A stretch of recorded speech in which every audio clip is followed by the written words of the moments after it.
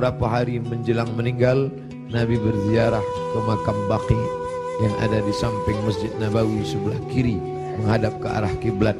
Pulang dari Baqi, beliau merasakan sakit kepala yang amat sangat keras. Itu dia adukan kepada Sayyidatuna Aisyah Ummul Mukminin radhiyallahu anha. Beliau juga mengadukan bagaimana masih terasa sakit, sisa-sisa tertelan racun yang diberikan seorang perempuan Yahudi dulu beberapa tahun yang lalu, 3 tahun yang lalu, tepatnya di tahun ke-7 ketika orang Khaybar mengundang dia di perkampungan Yahudi Khaybar. Di Madinah ada Yahudi Bani Nadir, ada Yahudi Bani Quraidah, ada Yahudi Bani Qainuqa, ada Yahudi Khaybar. Lalu mereka mengundang Nabi ke Khaybar. Mereka tanya, makanan apa yang paling disukai Nabi? Nabi menjawab, makanan yang paling disukai Nabi adalah kaki kambing bagian depan. Lalu mereka sajikan kaki kambing bagian depan itu, karena itu makanan kesukaan Nabi. Rupanya di bagian depan kaki kambing itulah mereka tanamkan racun yang paling sangat banyak, paling berbahaya. Sahabat Nabi yang mengunyah daging kambing itu langsung meninggal di tempat. Nabi SAW sepakat semua ahli sirah bahwa Nabi memasukkan daging kambing itu ke mulutnya, tapi mereka ikhtilaf tentang menelan. Maka segera Jibril alaihissalam memberitahu bahwa ada racun. Nabi memuntahkannya keluar, tapi ada beberapa tetes air liur masuk ke dalam. Kenapa itu terjadi? Bukankah Allah menjaganya? Bukankah malaikat mendapatkan wahyu, mendapatkan ilham, mendapatkan pesan untuk menjaga Nabi? Kenapa bisa terjadi? Hikmah di balik itu menurut ahli sirah, Allah ingin menyempurnakan nikmat kepada Nabi Muhammad sallallahu alaihi wasallam, bukan hanya sebagai nikmat penutup para nabi dan rasul, tapi juga nikmat sebagai mati sebagai seorang syahid. Dia sudah cukup penutup nabi dan rasul, tapi Allah lengkap. Tak ingin hanya sebagai penutup nabi rasul, dia juga meninggal sebagai seorang syahid karena meninggal akibat racun yang tertelan di Khaybar. Aku masih merasakan sisa-sisa racun itu, wahai Aisyah. Lalu kemudian Nabi SAW sempat mengalami kehilangan kesadaran. Lalu sahabat mengambilkan air yang disimpan di dalam khirbah kulit kambing yang dijahit, sampai tidak keluar air dari kulit kambing itu karena ketat jahitannya. Lalu kemudian disiramkan ke wajah Nabi Muhammad sallallahu alaihi wasallam. Ketika air itu disiramkan ke wajah Nabi, Nabi pun tersadar. Dan saat Nabi tersadar, apa yang dia inginkan? Biasanya orang kalau sudah pingsan, dia inginkan makanan, dia inginkan kenikmatan, dia inginkan sesuatu. Tapi Nabi SAW menginginkan sholat berjamaah, dibawa ke Masjid Nabawi. Tapi saat itu keadaannya lemah, kakinya terseret, dia dipapah oleh sahabat Nabi, oleh Sayyidina Ali radhiyallahu an bersama Fadl ibnu Abbas.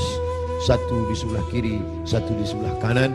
Mereka memegang tangan Nabi, kedua tangan Nabi di pundak Ali dan Fadl. Kedua ini adalah saudara, seperti saudara kandung. Nabi anak tunggal sendirian, dia tidak punya saudara kandung, tapi ayahnya punya saudara kandung. Ayah Nabi bernama Abdullah, Abdullah punya saudara bernama Abbas, Abbas punya anak laki-laki, itulah dia Fadl bin Abbas. Abdullah punya saudara kandung bernama Abu Talib, Abu Talib punya anak laki-laki bernama Ali. Ayah mereka adik-beradik kandung, Abdullah, Abbas, Abu Talib. Abu Talib punya anak Ali, Abdullah punya anak Muhammad, Abbas punya anak Fadl. Ketiga anak laki-laki ini bersaudara kandung, satu nasab dengan datuk mereka Abdul Muttalib.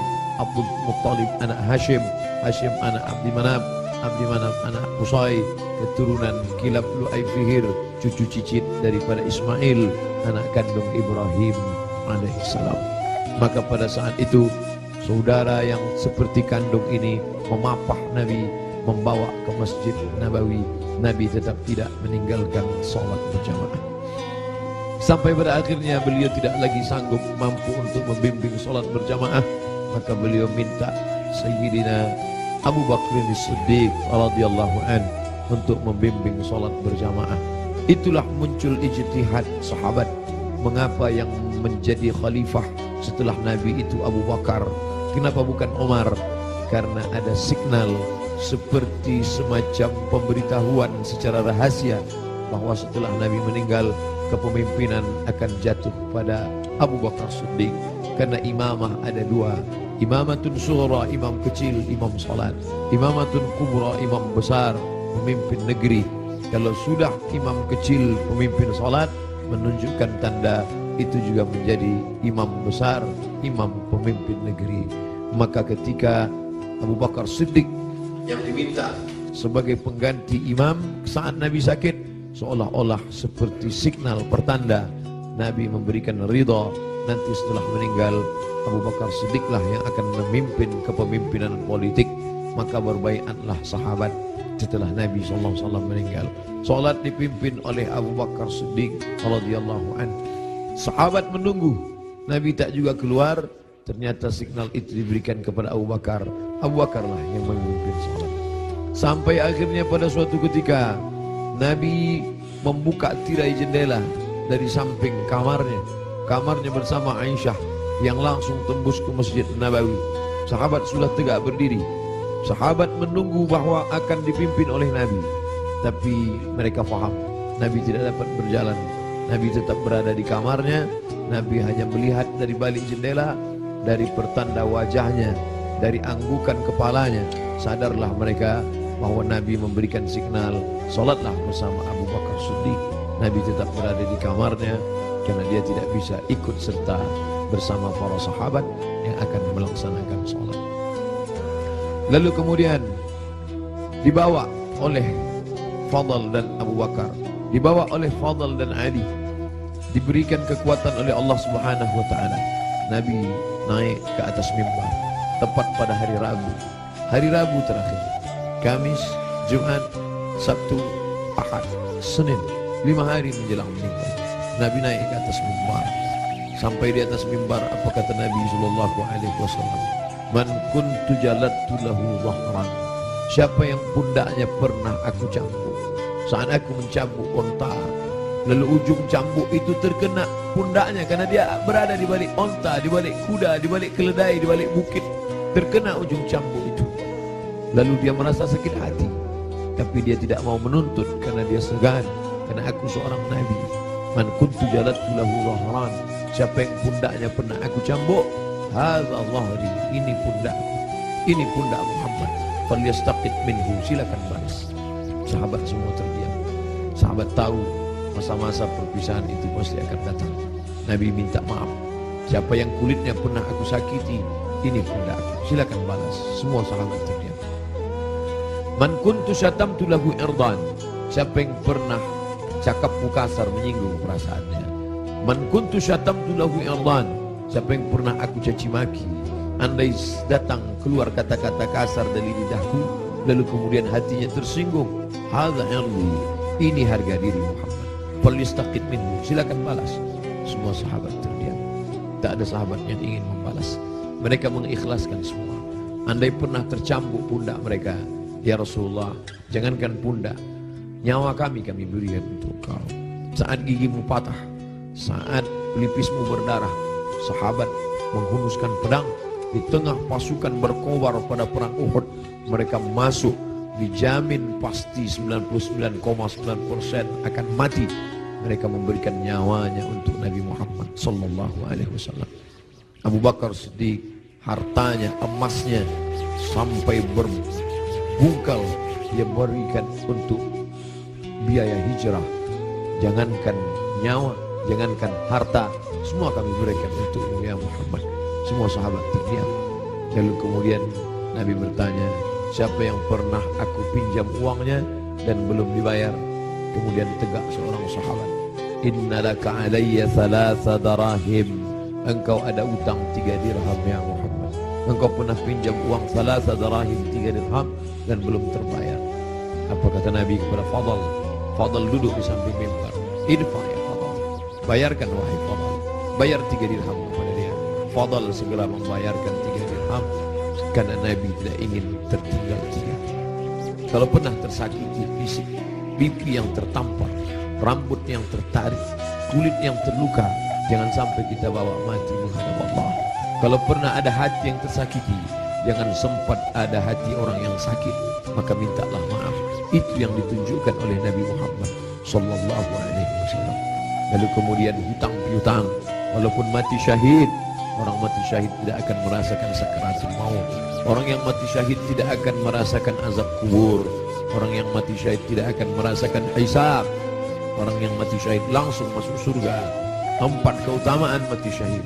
Illat dain, kecuali hutang piutang. Nabi Sayyidul Anbiya wal Mursalin pun tidak ingin ada hutang piutang, maka dia minta kepada Fadl, idfa' ya Fadl, bayar wahai Fadl. Fadl membayar, tapi sahabat sudah merasa tidak enak hati. Mereka sudah tahu detik-detik perpisahan itu tak akan lama lagi. Tanda-tanda itu sudah mereka rasakan sejak dari Ramadan, sejak dari haji, sejak dari Zulqa'dah, sejak dari Zulhijjah, sampai Muharram, sampai Safar, sampai ketika beliau berziarah. Tiba-tiba beliau pergi berziarah bersama para sahabat ke Bukit Uhud. Di bawah Bukit Uhud beliau ucapkan salam kepada syuhada Uhud. Assalamualaikum ya ahlal diyar minal mu'minin wa inna insyaallah bikum lahiqun. Insyaallah kami akan menyusul kamu wahai syuhada Uhud. Nas'alullah lana wa lakumul afiyah.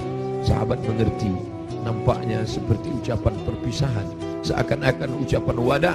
Nabi akan meninggalkan mereka tak lama lagi. Lalu kemudian sampailah mereka melihat sakitnya Nabi. Akhirnya dia terbaring dan dia memilih kamar bersama Aisyah, karena kamar itulah yang paling dekat dengan mihrabnya, hanya lebih kurang 22 meter saja. Di sini mihrabnya, di samping mihrab mimbarnya, di samping kiri menghadap ke kiblat, disitulah kamarnya.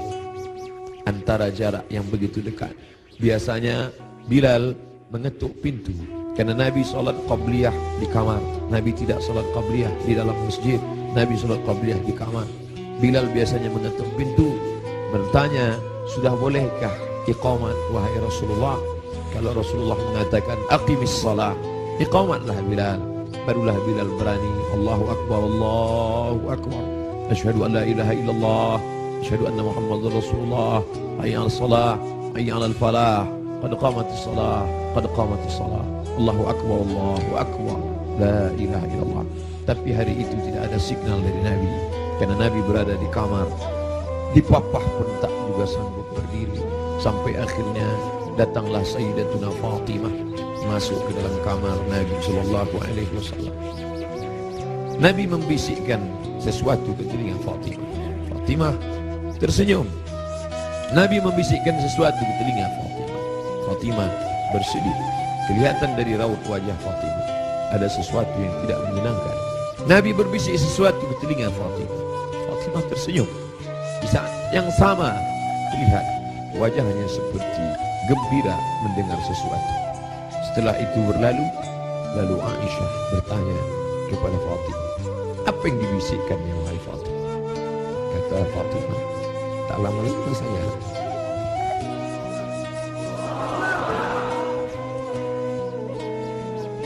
tak lama lagi masanya aku akan menghadap Allah SWT. Inilah masa-masa terakhir. Aku akan bersama dengan kalian. Kenapa Fatimah tersenyum? Karena Nabi berbisik, engkau adalah orang pertama yang akan menyusul di antara keluarga. Engkau adalah orang pertama yang akan bersama dengan engkau. Engkau adalah orang pertama yang akan menyusul aku dari keluargaku. Ucapan Nabi itu benar. Tidak ada yang lebih daripada itu. Bahwa setelah Nabi SAW meninggal 6 bulan lamanya, tak lama, hanya 6 bulan saja setelah itu, Sayyidatuna Fatimah menyusul Nabi Muhammad SAW. Anaknya dikatakan Nabi, Innal Hasan wal Husain Sayyida Syababi Ahlil Jannah. Sesungguhnya Sayyidina Al-Hasan, Sayyidina Al-Husain adalah 2 pemimpin pemuda surga. Pemuda-pemuda yang sholat subuh ini, pemuda-pemuda ahli surga ini akan dipimpin oleh Sayyidina Al-Hasan, Sayyidina Al-Husain, Fatimah, Sayyidatu Nisa'i Ahli Jannah, perempuan-perempuan yang hadir di majlis ilmu ini, perempuan-perempuan salihah yang hidup bersama kita saat ini. Mereka akan masuk surga dipimpin oleh Sayyidatu Nisa'i Ahli Jannah, yaitu Khadijah, yaitu Sayyidatuna Fatimah, buah pernikahan Nabi dari Sayyidatuna Khadijah Al-Kubra. Itu yang membuat Fatimah tersenyum. Bagaimana rasanya ketika kebahagiaan bersatu dengan kesedihan? Satu sisi merasa bersedih karena akan berpisah dengan Nabi, tapi ternyata perpisahan itu tidak lama, Fatimah. Perpisahan itu tidak lama, Fatimah. Hanya sekedar 6 bulan saja. Setelah itu engkau akan menyusul. Engkau akan menyusul. Allahumma salli ala Sayyidina Muhammad. Allahumma salli ala Sayyidina Muhammad. 14 abad yang lalu kisah itu terjadi. Tapi seakan-akan kita bersama dalam ruangan itu, bersama Aisyah, bersama Fatimah. Mudah-mudahan kesusahan kita ini akan membuat kita dekat dengan Nabi SAW. Tidak ada yang bisa menguatkan jiwa kita selain daripada takbir Allahu Akbar. Jangan biarkan jiwa ini larut bersama kesedihan. Tidak layak untuk sedih, karena orang-orang beriman dia mesti kuat. Allah bersama dia, Rasulullah SAW selalu bersama dia. Kita tetap berselawat, kita tetap agungkan Allah. Mengapa kita mesti rapuh? Mengapa kita mesti bersedih? Orang beriman itu, ala inna awliya Allah, ketahuilah wali-wali Allah, orang-orang yang menolong agama Allah, la khawfun alaihim wa lahum yahzanun. Tak ada takut dalam hati mereka, tak ada takut dalam jiwa mereka. Walahum yahzanun, mereka tidak bersedih hati. Yang tidak boleh hanya memukul-mukul pipi, menarik-narik kantong, menarik-narik rambut, menyobek-nyobek baju. Laisa minna man darabal khudud wa syaqqal juyub. Siapa yang memukul pipi, siapa yang menarik rambut, siapa yang merobek kantong, bukan umat Muhammad sallallahu alaihi wasallam. Adapun meneteskan air ke anaknya, Ibrahim meninggal dalam usia 18 bulan. 18 bulan umur anak kesayangan itu meninggal, meleleh air mata Nabi. Kenapa engkau menangis ya Rasulullah? Ama tarda ya Rasulullah? Apakah engkau tidak ridha atas ketetapan Allah ini? Aku ridha, kata Nabi. Lalu kalau ridha, kenapa engkau menangis? Ungkapan kasih sayang, air mata ungkapan kasih sayang. Kita bukan marah kepada Allah, kita bukan tidak senang. Ini bukan niyaha, ini bukan ratapan, ini bukan majelis ratapan. Ratapan adalah sumpah serapah. Mengapa anakku yang meninggal? Mengapa menantuku yang meninggal? Mengapa suamiku yang meninggal? Kita tidak meratap. Majelis ratapan dicela, dimurkai oleh Allah dan Rasulullah. Kita tidak meratap. Ini air mata kesedihan, ini air mata kasih sayang. Selama mulut tidak menyumpah serapah. Da'wunna, kata Nabi, ketika ada beberapa perempuan yang menangis bersama Nabi berjalan, Sayyidina Umar radhiyallahu an. Lalu apa kata Umar? Da'wunna, biarkan mereka menangis. Ungkapan kasih sayang. Selama tangan tidak memukul pipi, selama tangan tidak menarik rambut, selama mulut tidak berkata sumpah serapah, maka biarkan. Bahkan ketika Nabi memegang jenazah Utsman ibnu Maz'un, menetes air mata Nabi, jatuh ke pipinya, jatuh ke janggutnya, jatuh ke bawah sampai ke wajah Utsman bin Maz'un, menunjukkan air mata itu banyak. Nabi menangis. Nabi hatinya lembut. Menangis adalah ungkapan kasih sayang. Menangis adalah ungkapan kesedihan. Menangis adalah ungkapan keridhaan. Menangis adalah ungkapan melepaskan jiwa yang tertahan, tapi kita tidak larut dalam tangisan itu. Nabi berbaring, lalu kemudian ditutupi wajahnya, ditutupi dengan kain, tapi perlahan dia bukakan, sampai akhirnya tangan itu tidak bisa bergerak. Lalu kemudian Sayyidatuna Aisyah radhiyallahu anha membacakan Al-Fatihah. Bismillahirrahmanirrahim. Alhamdulillahirabbil alamin. Arrahmanir rahim. Maliki yaumiddin. Iyyaka na'budu wa iyyaka nasta'in. Ihdinas siratal mustaqim. Shiratal ladzina an'amta 'alaihim ghairil maghdubi 'alaihim waladdallin. Dibacakannya qul huwallahu. Bismillahirrahmanirrahim. Qul huwallahu ahad, Allahus samad, lam yalid wa lam yulad wa lam yakul lahu kufuwan ahad. Qul huwallahu ahad, Allahu samad, lam yalid wa lam yulad wa lam yakul lahu kufuwan ahad. Qul huwallahu ahad, Allahu samad, lam yalid wa lam yulad wa lam yakul lahu kufuwan ahad. Dibacakannya qul a'udzu bil falaq, qul a'udzu bil falaq, min syarri ma khalaq, wa min syarri ghasiqin idza waqab, wa min syarri naffatsati fil 'uqad, wa min syarri hasidin idza hasad. Dibacakannya qul a'udzu bin nas, malikin nas, ilahin nas, min syarril wasil khannas, alladzi yuwaswisu fi sudurin nas, minal jinnati wan nas. Lalu telapak tangan Nabi ditiupkan, ayat-ayat yang sudah dibacakannya itu yang penuh berkah ditiupkannya ke telapak tangan Nabi. Padahal mestinya kita yang membacakan, kita tiupkan ke telapak tangan kita, lalu kita usapkan ke wajah orang yang sakit. Tapi Sayyidatuna Aisyah tidak ingin melangkahi. Ada tangan yang lebih berkah daripada tangannya, ada tangan yang lebih mulia daripada tangannya. Itulah tangan Sayyidul Ahlil Jannah, Sayyidina wa Maulana Muhammad sallallahu alaihi wasallam. Ditiupkan ke telapak tangannya, lalu diusapkan ke wajah Nabi Muhammad sallallahu alaihi wasallam. Aisyah melihat di wajah Nabi seperti menginginkan sesuatu. Sebagai seorang istri yang menemani Nabi dalam suka dan duka, dalam senang dan tawa, maka Nabi mengerti bahasa, Aisyah mengerti bahasa yang diperlihatkan oleh Nabi sallallahu alaihi wasallam. Lalu kemudian Aisyah faham bahwa Nabi menginginkan siwak. Nabi suka kepada siwak.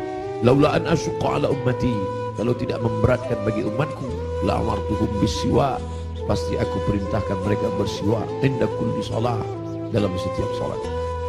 Lalu kemudian Aisyah mengambil siwak, lalu merobek ujung kulit siwak dan mengunyahkannya agar ujung siwak itu keluar serabutnya.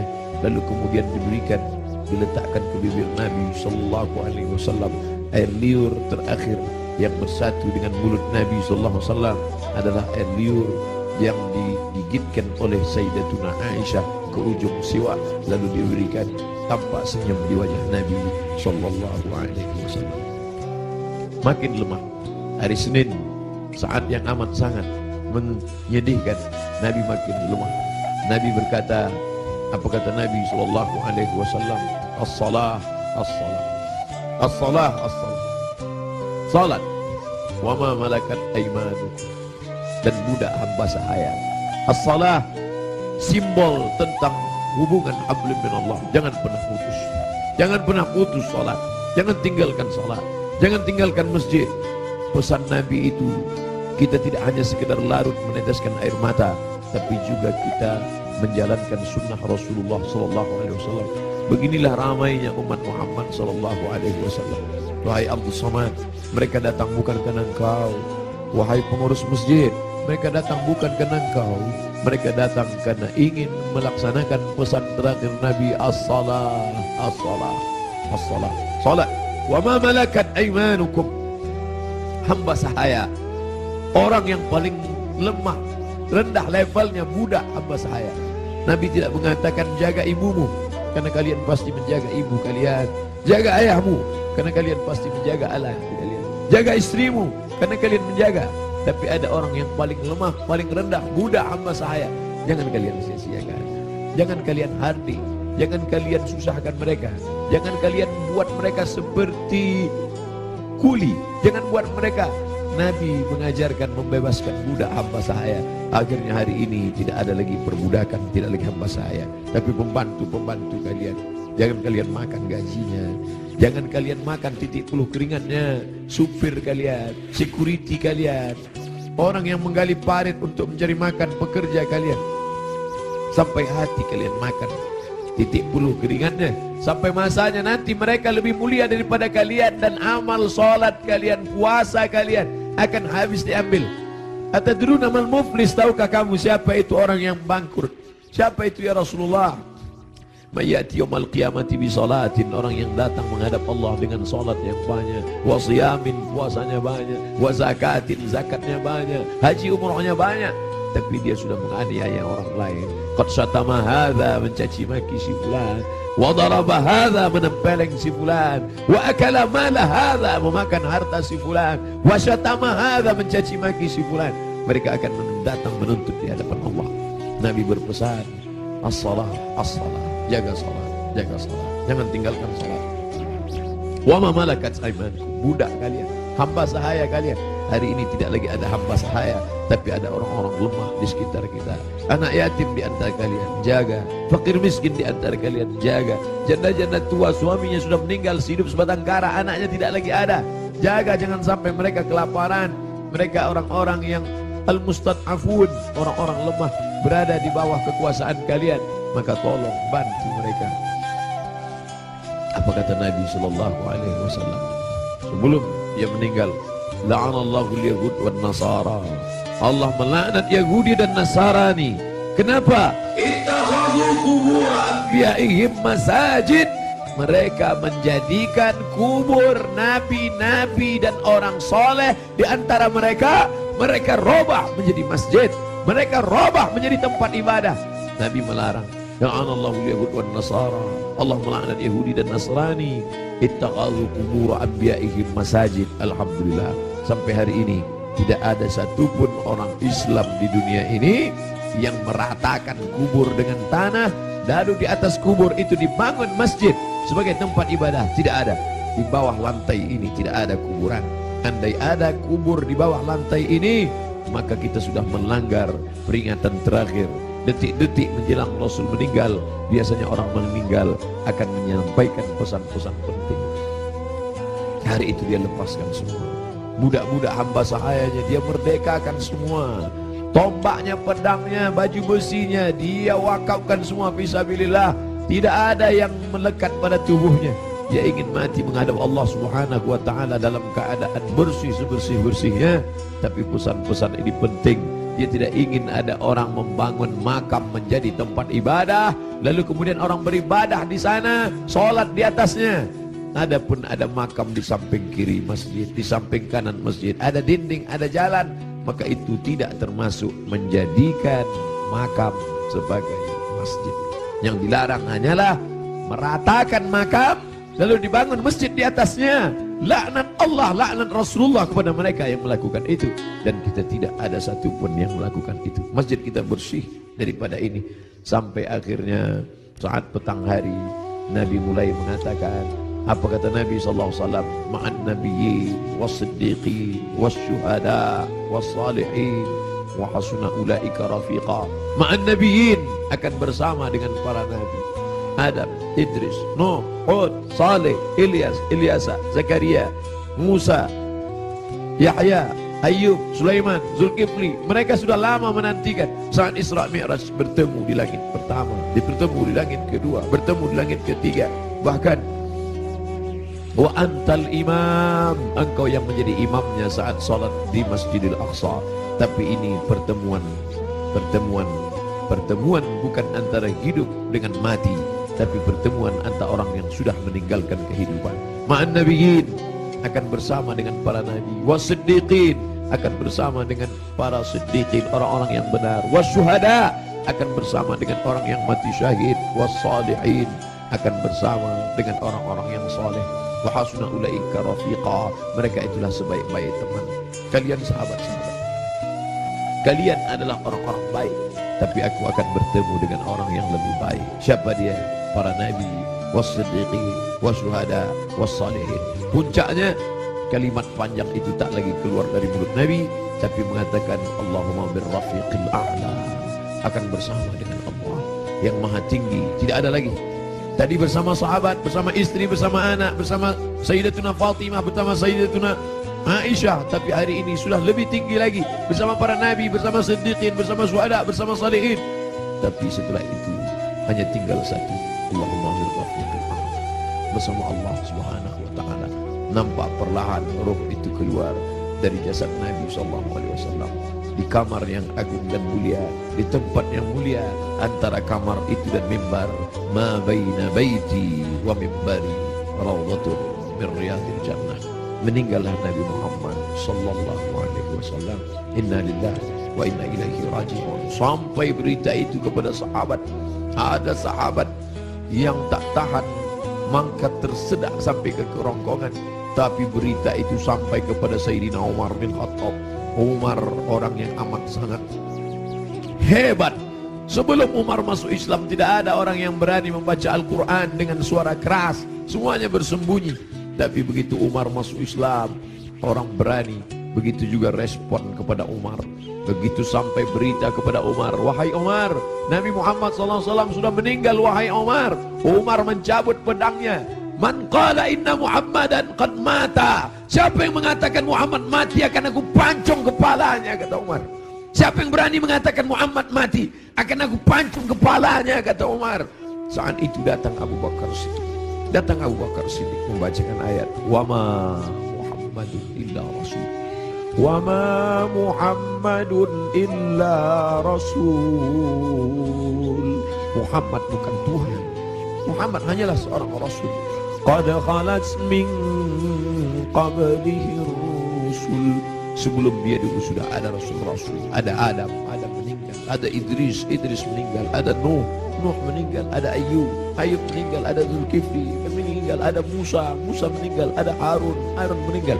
Qad khalat min qablihi rusul afa immata, kalau dia meninggal, au qutila, atau dia dibunuh orang, inqalabatum ala a'qabikum, apakah kalian akan meninggalkan agama ini?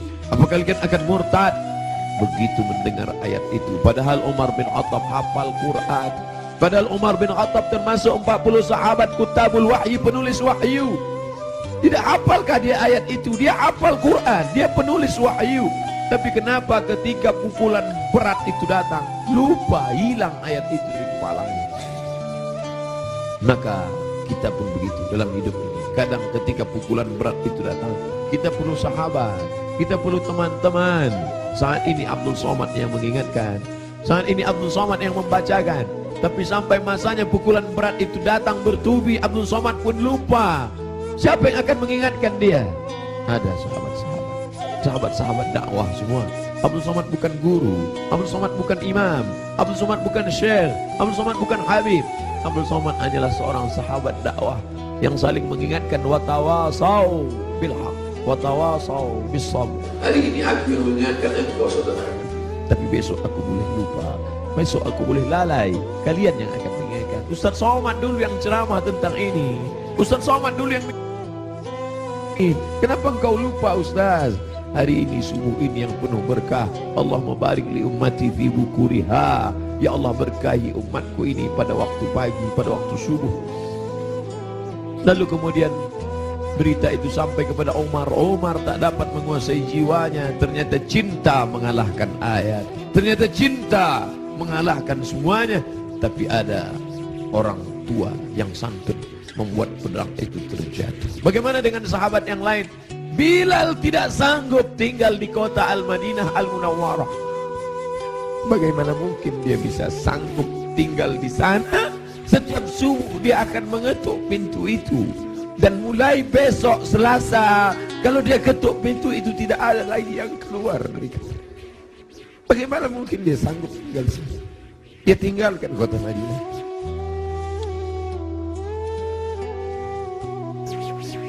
Bilal tak sanggup memandangkan azan. Bilal pergi ke negeri Syam. Dia tinggalkan kota Al-Madinah Al-Munawwarah. Dia pergi ke negeri Syam. Sampai akhirnya Anas bin Malik pergi pindah ke Basrah. Anas bin Malik, sahabat yang terakhir meninggal di Basrah tahun 93, tahun 94 Hijrah. Mereka tidak sanggup. Mereka tidak sanggup tinggal di sana. Sebagian sahabat menetap karena kekuatan iman, kekuatan cinta. Tapi sebagian sahabat juga harus menghindar jauh karena kerinduan yang begitu mendalam. Sampai akhirnya Bilal tetap menetap di sana. Sampai akhirnya Umar merasa perlulah Bilal kembali sekali-sekali. Datanglah Bilal ke kota Al-Madinah Al-Munawwarah. Aku tidak sanggup, kata Bilal. Bagaimana aku akan mengumandangkan azan di sana? Yang biasanya kalau aku mengumandangkan azan, setelah itu aku iqamah. Kalau aku iqamah ada yang keluar dari kamar itu. Nanti kalau aku iqamah tidak ada yang keluar dari sana. Tidak sanggup aku. Sampai akhirnya datang Sayyidina Al-Hasan, Sayyidina Al-Husain. Bilal tidak sanggup menolak.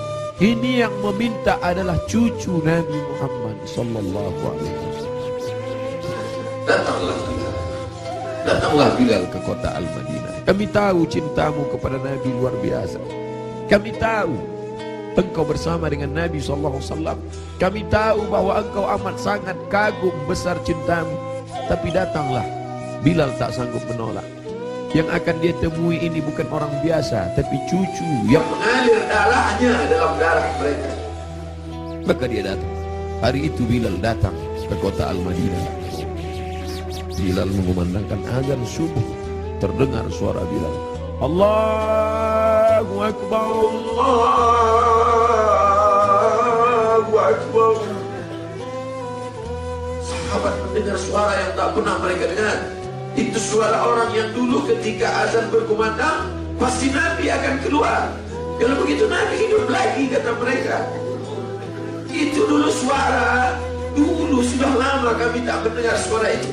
Berarti dia sekarang sedang berada di Madinah. Berarti dia sedang datang sekarang. Kami ingin mendengarnya. Kami ingin ramai sahabat Nabi datang berbondong-bondong. Ramai mereka datang ke Masjid Nabawi karena mereka yakin dan percaya kalau suara itu keluar, Nabi pasti akan datang. Tapi ternyata tidak. Ketika Bilal mengumandangkan azan, mereka hanya berjumpa dengan Bilal. Mereka hanya berjumpa dengan Sayyidina cucu Nabi sallallahu alaihi wasallam. Kita tak pernah bersedih. Kita tak pernah bersedih. Kita hanya mengucapkan setiap hari Assalamu alayka ayyuhan nabiyyu wa rahmatullahi wa barakatuh. Nanti kalian akan minum dari telaga itu. Nabi naik ke atas mimbar, aku lihat ada telaga, kata Nabi.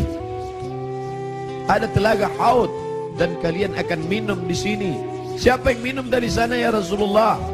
Ikhwani, ikhwani, saudaraku akan minum dari sana. Kamikah itu ya Rasulullah? Enggak. Antum ashabi, kalian sahabat. Kalian sahabat. Kalian sahabat.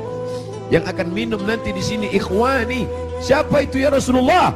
Amanu bi wa lam yarawni. Mereka beriman kepadaku padahal tak pernah melihat aku. Mudah-mudahan kita termasuk di sana. Aku bukan orang Arab, aku tidak Quraisy, aku tidak pernah bersamanya, tapi aku berharap, kita semua berharap 14 abad jarak kita dengan dia, 1439 tahun yang lalu jarak kita dengan dia. Dia sudah memikirkan kita, patah giginya, berdarah pelipisnya, berdarah kakinya. Sahabat berkata, engkau punya doa mustajab ya Rasulullah, engkau punya doa makbul ya Rasulullah. Kau doa sekali saja rata mereka dengan tanah, kau doa sekali saja mati mereka ya Rasulullah. Mintakan doa itu ya Rasulullah. Allahumma salli ala Sayyidina Muhammad. Sekali saja engkau berdoa ya Rasulullah, akan mati mereka semua. Kata Rasulullah, tidak, doa itu aku simpan. Untuk siapa? Untuk kalian nanti di padang mahsyar. Aku simpan doa itu syafaatan li ummati. Dia pikirkan kita 14 abad yang lalu. Apa yang kita lakukan untuk agamanya ini? Apa yang sudah kita buat? Orang-orang kaya, tolonglah agama Allah ini. Kalian dirikan MDA, tolong fakir miskin. Air mata tidak cukup untuk menolong agama Rasulullah SAW. Pemimpin-pemimpin, raja-raja, sultan-sultan, kalian semua akan mati menghadap Allah. Satu-satunya syafaat hanyalah syafaat Rasulullah SAW.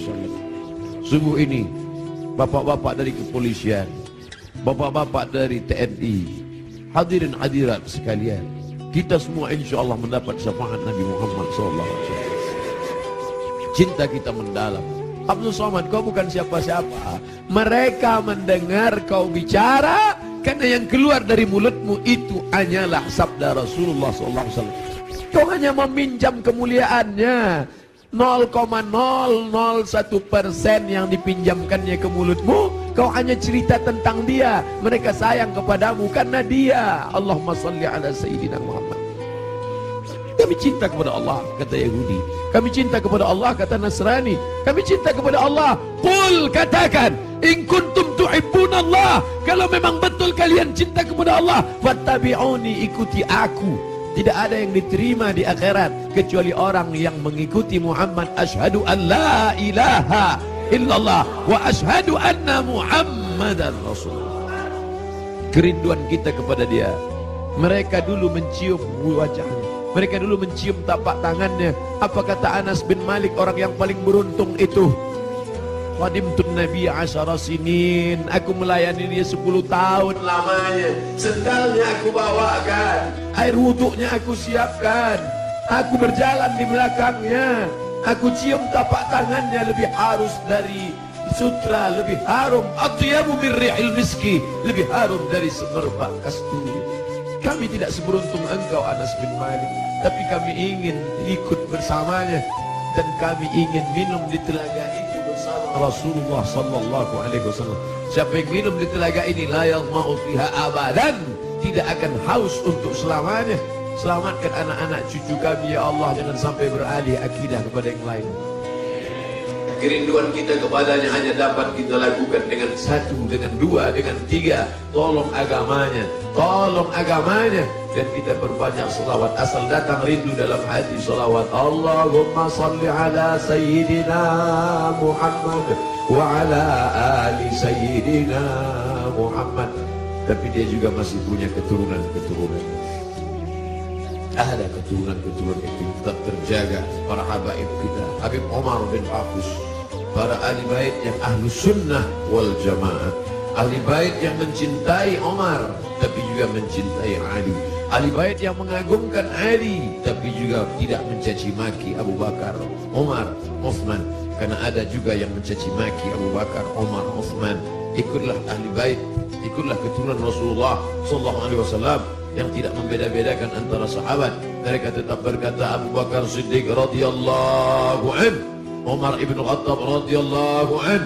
Para habaib, Habib Ahmad Al-Kaf, Habib Jindan, Habib Zain ibn Sumaid, para habaib yang tak mungkin saya sebutkan satu persatu.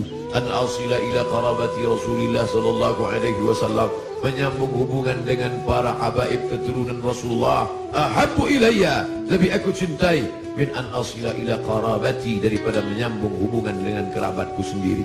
Motivasi itulah yang membuat al-fakir yang hina datang menjumpai Habib Rizik Syihab, mencium tangannya, memeluknya, karena dia salah satu dari bagian keturunan Rasulullah sallallahu alaihi wasallam yang berpegang teguh kepada ahlu sunnah wal jamaah. Kita muliakan mereka bukan hanya sekedar darahnya mengalir dalam darah mereka, darah Nabi ada dalam darah mereka, tapi juga karena mereka memperjuangkan syariat datuk mereka. Kita ikut bersama mereka. Yang kita inginkan adalah kita semua bersama, anak, istri, keturunan, cucu, cicit, sahabat, kerabat, jamaah, bersama dengan Nabi Muhammad sallallahu alaihi wasallam.